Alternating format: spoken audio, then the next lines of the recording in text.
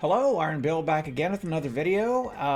I've changed my office around. I don't know how the lighting's going to work here, so forgive me if it's a little bit off. I think I got everything pretty much dialed in, but I need to rearrange my studio. It's not a very small or not a very large room, and I needed to make as much room as possible for everything I have to do in here. I'm doing a lot more of my recording on PS5 now, so yeah, I just want to be sure I have enough room to do that. So I'm going to talk over the top of the background play here, which, by the way, is the weekly event on Europa, the Vex Challenge. So by now, you know, there are only 3 of them, and they don't vary that much, and they're not difficult. So you can figure out what I'm using while I'm using it. Yeah, it is what it is. All right, so what I did want to talk about was where we're going in the next couple of days, and just a little bit of prep for that. First of all, whatever you haven't upgraded by now, don't upgrade. Save your resources, because say for instance, I'm at 1259 right now. I'm just 1 under cap. Now, if I could get a pinnacle that would take me to 1260, just so I could say I made it, I probably would. But you know, I need like 3 pinnacles on 1 character, and they have to fall in the right place, and I'm not going to sweat it, you know. And it would be wasteful to throw any resources into that now, because blues in 2 days time will be worth more than any legendary I could get right now. It doesn't make any sense to spend your resources on it. And I will also point out that when we hit Tuesday at reset, you know, you want to be careful not to even use your resources right away, no matter what you're getting, because honestly, you want to wait until you're closer, until that new cap of 1310, which will be the new base level cap.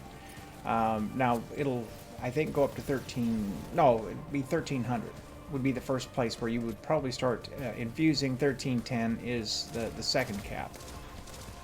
There we go. It goes up 50 points every time we do a reset or a new season. Boy, they changed their terminology so much over the years. It's I get it mixed up. Anyway, one of the first things that I'm looking at is going to be the change in swords versus rockets. Rockets are supposed to have an ammo buff plus a damage buff, and while swords are going to get a nerf, 15% flat nerf, which is going to impact them. And here's something you need to understand. I think everyone needs to look at it this way. Bungie will nerf them until we stop using them. If 65% of the boss encounters are going to be swords, they're just going to make sure that swords aren't that good. And I will tell you something else. I wouldn't expect shotguns to stay that good forever either. Slug shotguns. Because guess what? On the new raid, that's the go-to for the raids, to the point where people say, hey, you know, if you're coming in, make sure you have a slug shotty. Well, Bungie, every time that happens, will nerf whatever it is that people are asking for into the ground. If we use it, we lose it. That's just how the game works. And that does aggravate me. That's the way they play it. But, you know, knowledge is, you know, power, I suppose. And just be aware that that's probably going to happen. That's not a conspiracy theory, by the way. That's I've been playing since 2014. It's just how they do it. So if you're new to the game, you can be upset about it, I suppose, but it's not going to change it. That's just how they do it. I guess a side note on that too is they always buff by numbers, not by enjoyment. So if they look at their numbers, their spreadsheet, because I don't think they're actually players, to be honest. I don't think Bungie plays their own game, because a lot of the stuff they do doesn't make any sense from a player enjoyment standpoint. It just doesn't. And they have the feel with their changes sometimes of just being completely out of touch with their own game. So I'm not trying to be unkind about that. It's just the reality of the situation. All right, so I'm playing a lot more rockets, I suppose, although I'm not doing it here because that, I mean, honestly, it's just more effective to use swords there. It's quicker, and I was trying to get it done. I had a shortage of time. All right, so Nightfall weapons. The 3 of them that are coming in are Palindrome, Shadow Price, and Swarm. And if you don't know what they are, Palindrome is a hand cannon. It was one of the fan favorites of Destiny 1. The devil's in the details, though. How will they bring it back in? What will it be? Will it be a 110, a 120, a 140? We don't know. If it's a 120, it enters a crowded field. If it's a 110, it may not be the fan favorite that it is now. 140, same thing. I think, you know, if they really want people to get excited about it, bringing in it as a 120 is probably the way to go. because that would make it competitive at least. There's nothing more aggravating than them introducing a weapon that is really mediocre, on a reprisal weapon, especially if they're going to reskin something and repackage it and bring it back from especially Destiny 1. It's always bad to get a mediocre weapon, but it's especially bad when they build up the anticipation for an old favorite and they ruin the memory of it. You've heard the expression, never meet your heroes because they'll always disappoint you. That's kind of the territory they're entering with this. All right, so the next is Shadow Price. And once again, Shadow Price, it wasn't one of my favorite ARs, but the structure of the archetypes of weapons were different in Destiny 1. And so it's anybody's guess how it will come in. Will it be a 600? Will it be a 450? Will it be a 360? I mean, what's it going to be? 720? I don't know. But if it wants to be competitive, if they want it to be competitive, it's going to have to come in the 600s. And I would make the same argument. Unless they're going to make some sort of sandbox change that they've not announced to archetypes and maybe make a 360 like a half Dan D or something like that more competitive. It would change up the sandbox and would open up a spot for a Shadow Price if that's what they choose to do.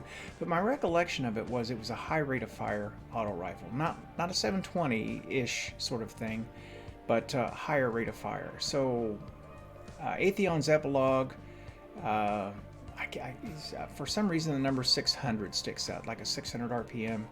I know that's probably not right, but it was a bullet hose, and I don't remember Shadow Price being that type of weapon. It was definitely a slower firing weapon. So if they bring it back faithfully, my guess is it would be a 450, and I don't know how that's going to stand out.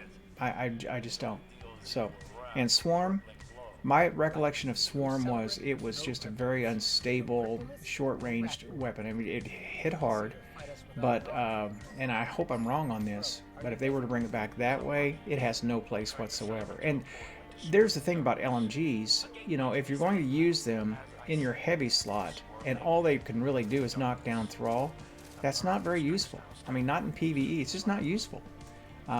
Because there are so many better ways to deal with swarms using your energy or your kinetic that, I'm a traditionalist from Destiny 1. I want to use that heavy slot for DPS. That's what I prefer to do.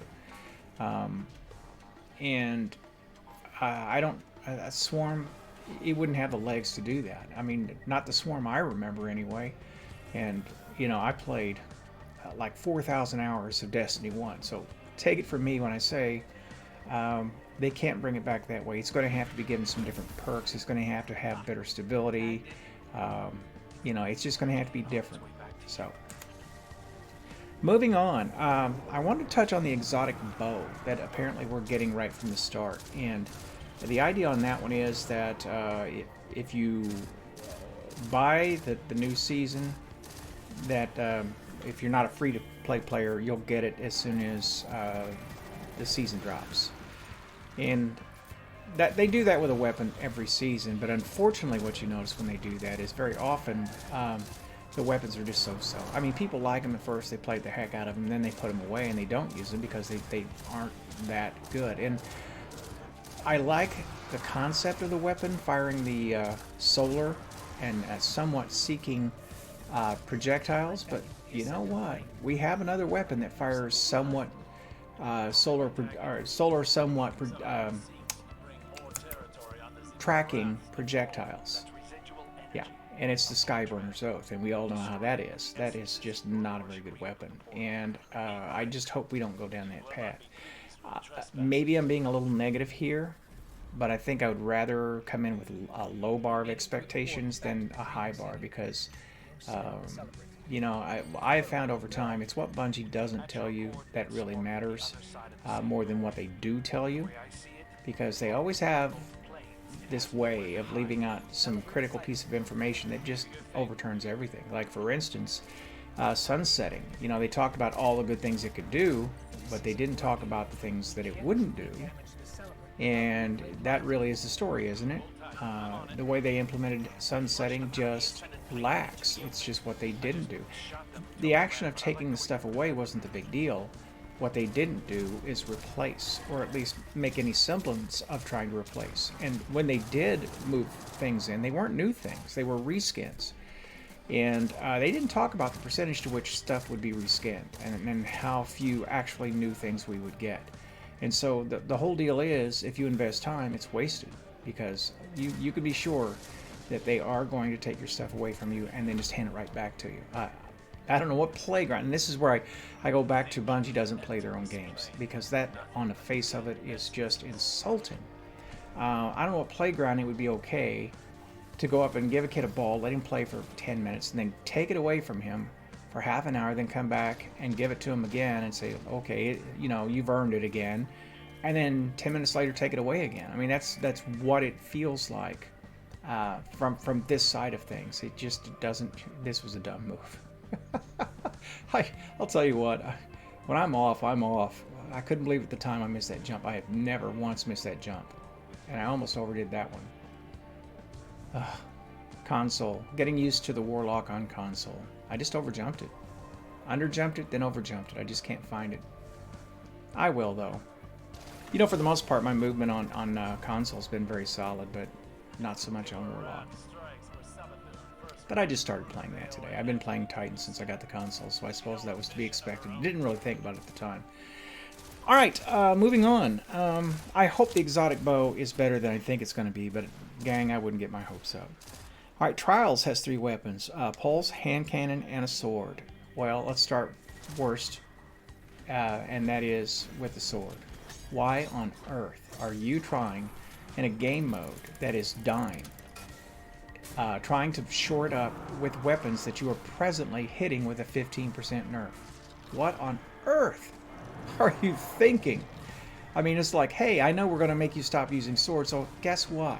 We're going to give you a sword as one of our own, only 3 weapons that we're going to bring into Trials this time. I'm sorry, that makes no sense. That makes no sense. The Pulse could be good, and then it's probably the pick of the litter. Probably, I say. And I'm putting it second simply because it's somewhat of a known quantity. It looks like the Messenger, and if so, and if it comes in like that, could be pretty good. But then again, what Bungie doesn't tell you is what matters. And in this respect, no one knows for sure what we're going to get with it. And then finally, the hand cannon. I put it first because it's a hand cannon meta, pure and simple. So it's probably going to be the best gun of the 3, or best weapon of the 3, just given the fact it's a hand cannon. Now there's another exotic quest that is hinted at in the database, and it's been mined. I think it's the word right now on the street is it's another exotic hand cannon. I'm with others and hoping that it isn't. I think we've got a glut of hand cannons right now, and though I like them, I like a lot of things that I don't have to have that much. The only thing I overdo it on completely is Diet Coke. Not gonna lie about that. And too much of a good thing is a bad thing. And I think we're approaching that place with hand cannons. So anyway, that's the roundup for today. I just wanted to talk a little bit about what's to come and what our expectations, or at least what mine are going to be going into it on a few items. And I would once again remind you, if you haven't upgraded something by now, don't save the resources. Try to farm as much glimmer as you can right now, as much whatever resources you can get. Might even visit Spider and buy resources you're short on if you want to. But I would strongly advise prepping for the next season. It'll be here in a little over 48 hours. So with that, this is Iron Bill. Thanking you for watching, and I'm signing out.